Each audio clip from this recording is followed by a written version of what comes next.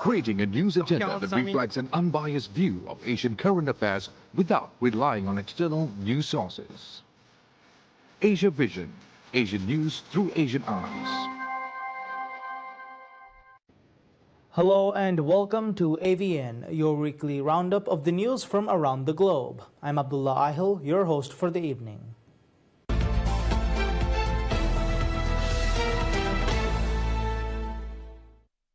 Zoo poo and coffee grounds, it doesn't sound like a good blend, but when it comes to sustainability, it's a mix that's helping cafes, animals, and the environment.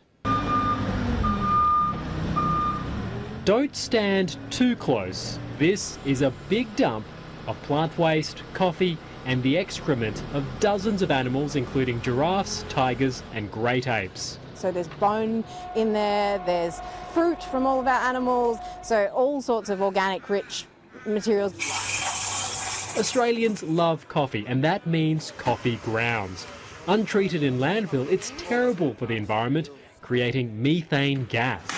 Across Australia, we generate about 75,000 tonnes of ground coffee waste every year. So 11 years ago, Melbourne barista Nina Larson started Reground. It's a social enterprise that collects coffee waste to be used as compost where no methane is created. The enterprise now collects from 400 Melbourne cafes, collecting 3 to 4 tonnes of grounds a day. We have diverted 2 million kilos of coffee grounds, which is the same as 58 million lattes. And one partner that has a constant supply of its own waste that needs to be dealt with is Zoos Victoria. Animals at Melbourne Zoo generate tonnes of excrement daily. The biggest contributors are the giraffes. Plus, the zoo has garden and food waste too. We produce about 1,000 tonnes a year of organic waste, but that equals about 3,000 kilograms a day. And putting that plus the grounds through a 10-metre long machine called the Hot Rot is the answer. And this is the end result, dark and nutrient-rich and ready to be used. And surprisingly, it doesn't smell bad. I mean, it has an odour, but it doesn't smell pungent or wrong. And it's something that it smells like you could happily have in your own garden. The Hot Rot is mainly used to enrich the zoo's own gardens. But zoo fertiliser was sold to the public in the past, and there are plans to do it again soon. Reground is also expanding its operations into Sydney. Iskander Razak, ABC News, Melbourne.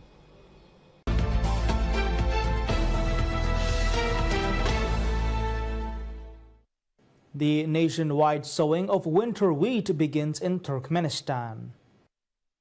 The nationwide sowing of winter wheat has begun in Turkmenistan. With the blessing of President Sardar Berdimuhamedov, the sowing campaign was launched simultaneously across all regions of the country, marking the start of a new agricultural season. By casting the first seeds of winter wheat into the soil, the elders, accompanied by their young helpers, symbolically pass the baton to the machine operators who will carry out the main sowing work. Farmers had thoroughly prepared for their sowing campaign, having ploughed and fertilized the agricultural land designated for wheat in a timely manner. As part of a large-scale agricultural reform initiated by the government, the agricultural sector is actively adopting cutting-edge technology and digital solutions. Significant investment are being directed towards the construction of modern agro-processing enterprises, grain elevators, and milling complexes. This not only boosts production efficiency, but also strengthens the country's food security. In addition, regional development programs are being implemented to improve the quality of life in rural areas, creating favorable conditions for the work and everyday lives of farmers. Ahead of the sowing campaign, specialized seminars were held across all regions. At these meetings, representatives of local administrations, heads of farming associations, agronomists, and machine operators discussed key issues related to the preparation and execution of the sowing process. Special attention was given to the implementation of advanced technical methods and the exchange of best practices, which will enable farmers to carry out the sowing of winter wheat within optimal timeframes and with high quality. The launch of the sowing season was accompanied by an exhibition showcasing domestic products and modern agricultural machinery. The festive atmosphere was further enhanced by performances from artists and creative groups who delighted attendees with songs and dances during the ceremonial events.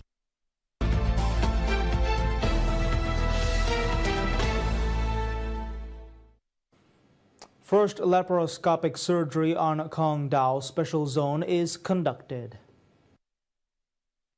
Kong Dao Military Civilian Medical Center recently operated a successful laparoscopic appendectomy on a 36-year-old patient. This is also the first laparoscopic surgery operated on the Kong Dao archipelago, helping the patient avoid risks of complication during hospital transfers.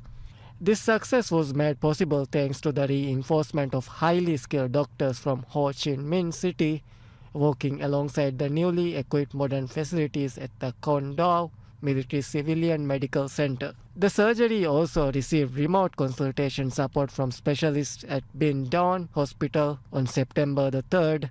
7 medical specialists from leading hospitals in Ho Chi Minh City were dispatched to the Kong Dao Special Military Zone and the Military Civilian Medical Center to improve the site emergency treatment, while also training and enhancing the capacity of local healthcare staff.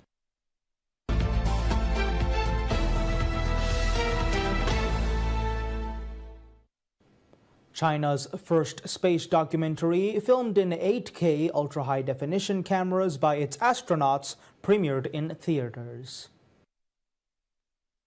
China's first space documentary, filmed in 8K ultra-high-definition cameras by its astronauts, premiered in theaters. The film offers an awe-inspiring spectacle that rivals the visual grandeur of 2001: The Space Odyssey, all captured in real life. The Shenzhou 13, or Blue Planet Outside the Window Chronicles, features China's first 6-month manned space station stay and the first spacewalk by a Chinese female astronaut. Largely told by Wang Yaping, the country's first female astronaut venturing on a mission to the space station, the documentary offers unprecedented, spectacular views of our planet from about 400 kilometers above and gives intimate glimpses into the life aboard the station. The 90-minute film employs a straightforward narrative style to tell the story of the astronaut trio Zhai Zhigong, Wang Yaping, and Yi Guangfu.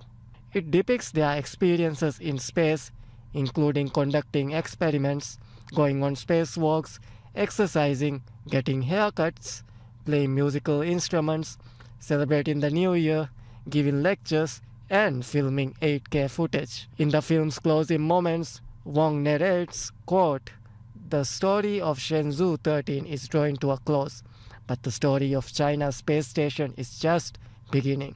Unquote. The Shenzhou 13 mission sent 3 astronauts to China's space station core module on October 16, 2021 and returned to Earth on April 16, 2022. The professional filming equipment was delivered to the space station via the Tianzhou cargo spacecraft.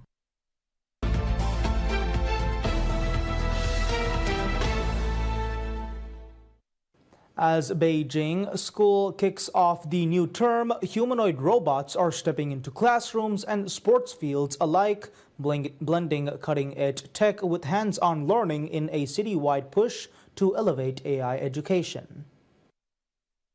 As Beijing school kicks off the new term, humanoid robots are stepping into classrooms and sports fields alike, blending cutting-edge tech with hands-on learning in a citywide push to elevate AI education. This vision came to life at Beijing No. 80 High School, where a fast-paced robot soccer exhibition featuring contenders from the inaugural World Humanoid Robot Games drew cheers from curious students. Huang Shenggong Primary School also welcomed the new semester with a vibrant robot performance, inviting teachers and students on a remarkable journey that blends technology and education. The initiative is gaining traction beyond individual campuses. This term, more robotics companies are set to enter Beijing school through joint efforts by the education department, local institutions, and tech enterprises. The expanded collaboration aims to boost hands-on robotics education and research across both primary and secondary levels.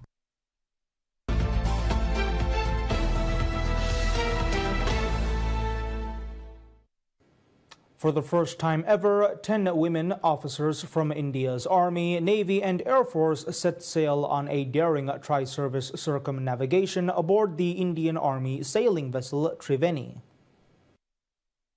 In a historic first, 10 women officers from the Indian Army, Navy and Air Force are set to sail into history. On the 11th of September this year, they will embark on a tri-service circumnavigation mission aboard the Indian Army sailing vessel Triveni. The 26,000 nautical mile voyage will see the all-woman crew cross the equator twice, round the 3 Great Capes and braves some of the world's toughest waters. More than a sailing mission, it is a powerful statement of Nari Shakti in uniform, tri-service unity and India's growing maritime confidence.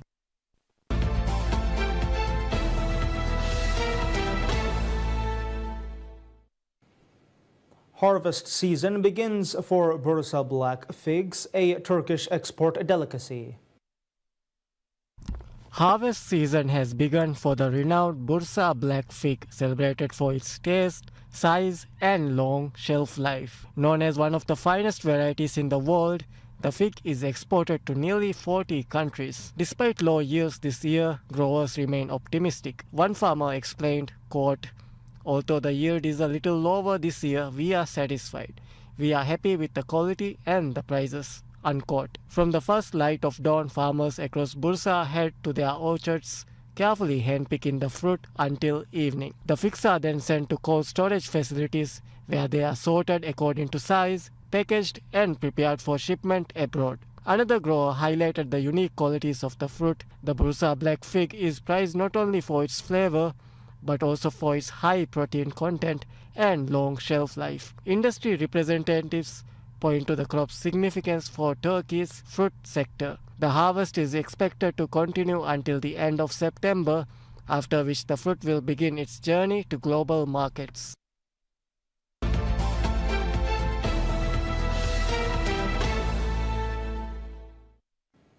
Turkey's Night Museum program draws strong visitor interest. The Ministry of Culture and Tourism's Night Museum initiative, launched 2 years ago, is attracting significant attention across Turkey. A total of 27 museums and archaeological sites nationwide are now illuminated with special lighting systems, creating a magical atmosphere for evening visitors. The program also allows tourists to explore ancient cities and historic landmarks after sunset, offering a new perspective on Turkey's cultural heritage. The impact has been particularly strong in Antalya, where visitor number increased by 17% compared to last year, thanks to the extended hours. With temperatures soaring during the summer months, many travelers find daytime visits challenging. The night openings available between June 1st and October 1st provide a cooler and more comfortable opportunity to experience Turkey's treasures. By combining cultural tourism with modern representation, Turkey is not only preserving its history but also enhancing the visitor's experience, ensuring that the country's ancient sites shine in both daylight and moonlight.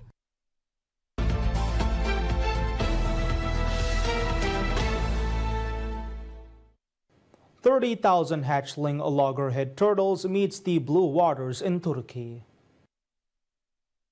With the support of the General Directorate for the Protection of Natural Assets under the Ministry of Environment, Urbanization and Climate Change, and in collaboration with the Sea Turtle Research, Rescue and Rehabilitation Center, also known as DICAMA, population monitoring and conservation activities for loggerhead turtles and green sea turtles continue along Ortakas Ostuzu Beach. This season, nearly 30,000 hatchling loggerheads, having completed their incubation period, reached the sea. Since 2020, The average number of nets have been around 750 per year, and this year the figure rose to 770. Hatchling emergence is still expected from 22 remaining nets on Ostuzu Beach, at Ostuzu, Sargama and Dalaman beaches, all designed at specially protected areas. Dikama staff and volunteer patrol day and night, covering nearly 15 kilometers each evening to support conservation efforts. Hatchlings that complete incubation but cannot make their way out of the nest are carefully guided to the sea by volunteers.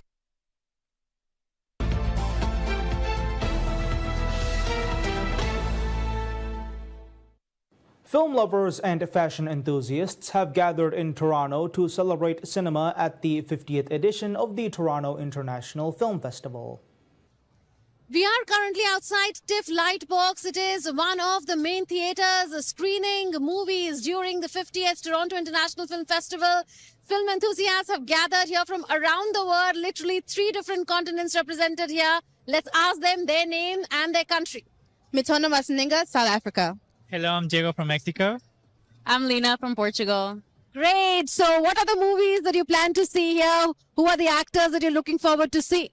For me, I'm excited to see Jacob Elordi for Frankenstein, especially since I read the book and it's quite an interesting book to adapt, and it might more focus on Frankenstein himself rather than just the monster.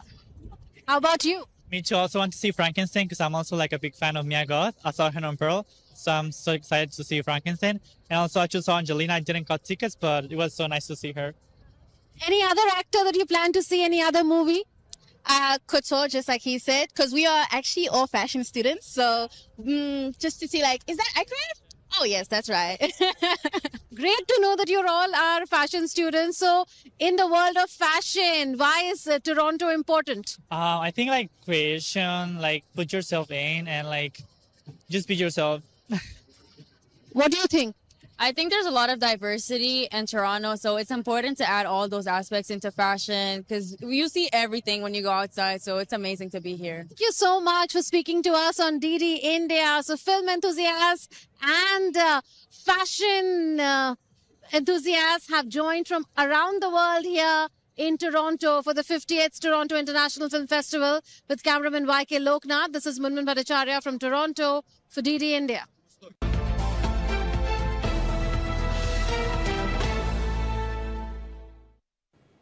Bursa's famous Gedalik pickles reach tables around the world. The renowned Gedilek pickles, a geographically indicated product from Bursa's or Hangazi district, are once again making their way to dining tables across Turkey and beyond. Every year, thousands of tons of pickles produced in Gedilek village are shipped nationwide as well as to more than 130 countries, including Poland, Russia, and the United Kingdom. Local producers say the secret of Gedilek pickles lies in the natural spring water of the village. With around 65 to 70 pickle makers operating in Gedilek, the village has earned the title of Turkey's pickle capital. The variety is vast: mixed pickles, cabbage, red peppers, carrot, cucumbers, and more, all prepared in the traditional way. Turkey is known to produce nearly 100 different types of pickles from vegetables and fruits, but the most popular varieties remain salad pickles, cabbage, peppers, carrots, and tomatoes. Pickle production begins in June and continues through December, filling hundreds of thousands of barrels in the village. As autumn arrives, the demand for pickle increases, but not only for their rich taste, but also for their health benefits, particularly in boosting the immune system. Thanks to their unique flavor and tradition, Gedilek pickles continue to strengthen their reputation both at home and abroad, bringing a taste of Bursa to kitchens worldwide.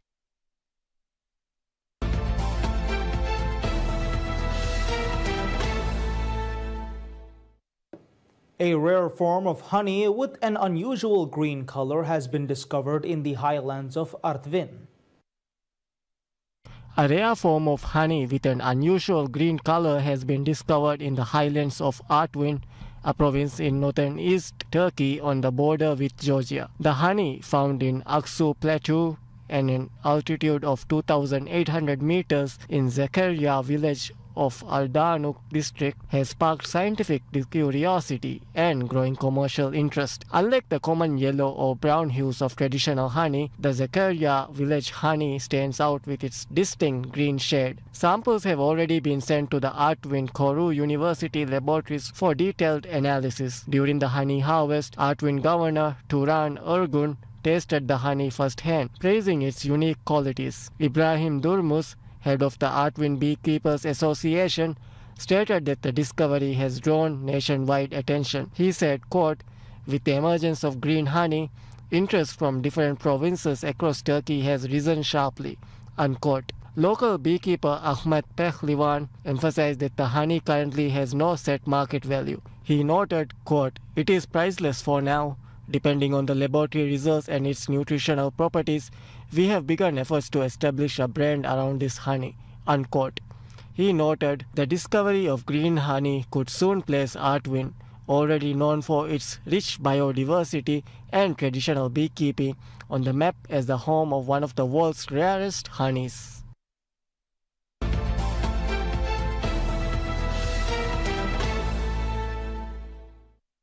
And that's all the news we have for our weekly AVN Bulletin. We will see you next week. Until then, I'm Abdullah Ahil from PSM News, and you're watching AVN.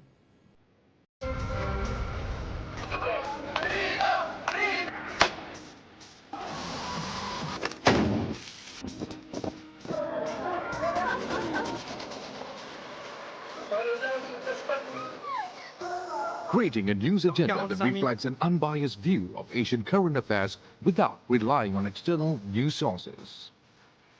Asia Vision, Asian news through Asian eyes.